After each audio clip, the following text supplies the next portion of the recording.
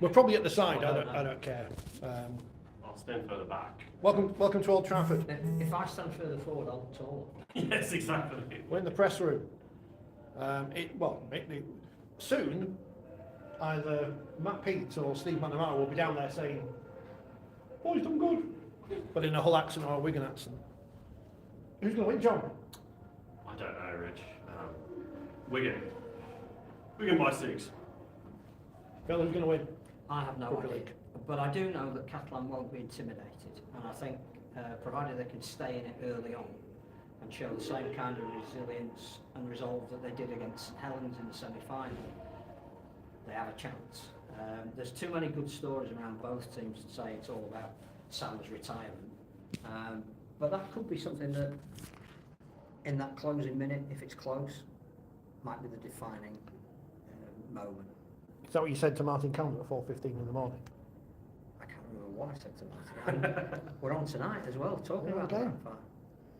On Talk Sport, where the grand final is on, unless you read press releases, if he's on there. It seems to be the romance and the fairy tale of the kind of Wigan ruthless efficiency. Obviously, French teams never won Super League, Sam Tompkins' retirement, Mitchell Pearce retirement, etc., etc. Alan Kieran moving to Wigan. Yes. Well, I think is there 9 players leaving? Cameron Stakiaho is going to the Bulldogs. Wouldn't it be great if Kieran kicks the goal that beats the team he's going to jump? Yes. But Wigan, I think, what are they? 9 in a row? Won 9 in a row. I think they'll be that worried about Tompkins' last game and about romance. They'll just be going out to win the game. I've got a feeling that the one thing that will stand the Dragons in good stead is their experience of 2 years ago. They know the stage, they know what's at stake. That was a close game. Admittedly, probably the scoreline was closer than the actual game was on the day. But they know what it takes to win here, and all that Steve McNamara has been saying all week is about going out there and doing what you need to do to just win this game. And I think until you've experienced that, it's hard to know what that actually means. If they don't get caught up in the first 20 minutes when Wigan will really come at them, could be a big day for French Rugby League. You think on paper, Catalans have definitely probably got the more experience in these games. I mean, obviously Wigan have got your Liam Farrells, your Lee Ices, etc. But they are quite a young team in a lot of areas. I think on the one hand you've got you can't give Frenchy Field an inch on a stage like this, and Catalan will know that and will have a plan to counter that. By the same token, the last time these two teams met, it was 34-0 to Wigan, so they know how to beat the Dragons. It's great that we're coming to the last game of the Super League season, and we can't say there's a favourite, which is what we want. I also think it's important for the competition to have a different name on the trophy. So. Yeah, I think people saying that, there's only been 4 winners. It's been 10 or 12 clubs, or 11 clubs in the grand final, and the same in the Challenge Cup. So whoever wins on the day, but whoever wins on the day, that can come down to a bad pass, a knock on, etc., etc. But I think it does seem Catalans away from home, they're a little bit more fragile, aren't they? They seem to just when they've got that fervent. I think their record this year is probably as good away from home as it is at home. I think they've sort of got over that, but I'm not sure that counts in a game like this. They've been here since Thursday. They've got enough. They're right late. For the press conference, Phil. Were they on Ryanair? They've got experience in the key positions. They have, yeah. And I think, we shouldn't underestimate a Ben Garcia today. I don't know who's going to win the Man of the Match award. I know we might even get a say in it, but whatever he does will be quality in that middle of the field, which deserves a reward at the highest level, because week in, week out, he is their Liam Farrell. I don't know. I just think for the sake of the game, the disrespect to Wigan, I'd like to see Catalan. I think from the neutral media point of view, that would be the greater story.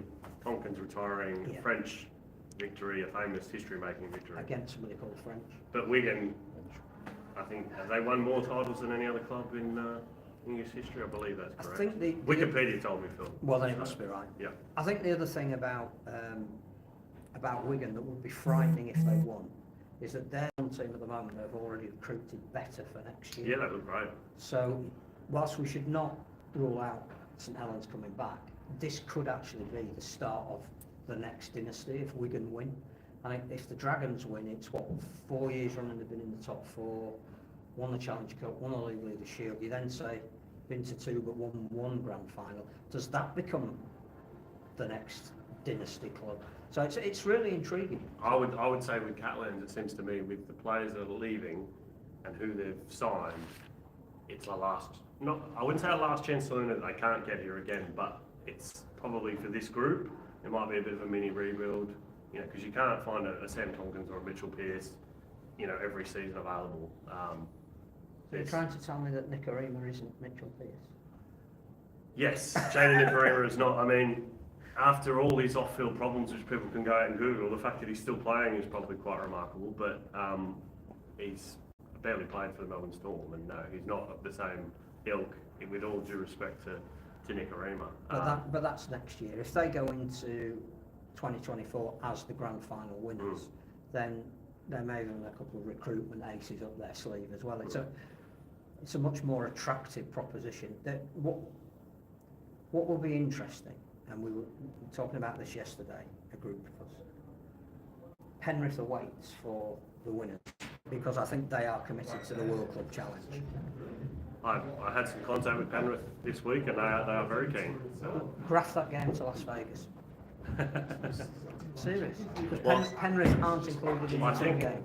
So Friday night to kick off Las Vegas weekend, Penrith against either Wigan or Catalan. Well, I think that works in their favour that they're not in Las Vegas, because if they were, then there would be, well, we can't come to England or France because we've got this locked-in commitment. But they are free, so they can come. And I think it's halfway there. It's a new market. Fans, if they knew next week that's where the game is going to be held, that then becomes destination location, and you can have 2 NRL games as well on the back of it. If it was Wigan playing, there'd probably be 10,000 flying out. It would be amazing. So can we say tonight that whoever the winners are, they're going to Las Vegas? I think it's more likely we'll get a World Cup challenge at the DW or at the Stade. Which again, if you were to get it at the Stade Gilbert Brutus, and we're talking about the impact of winning winning tonight, that would be as big a game as there's ever been in that part of the centre. You might even be taking that to Barcelona again. And what we haven't mentioned is how much of an absolute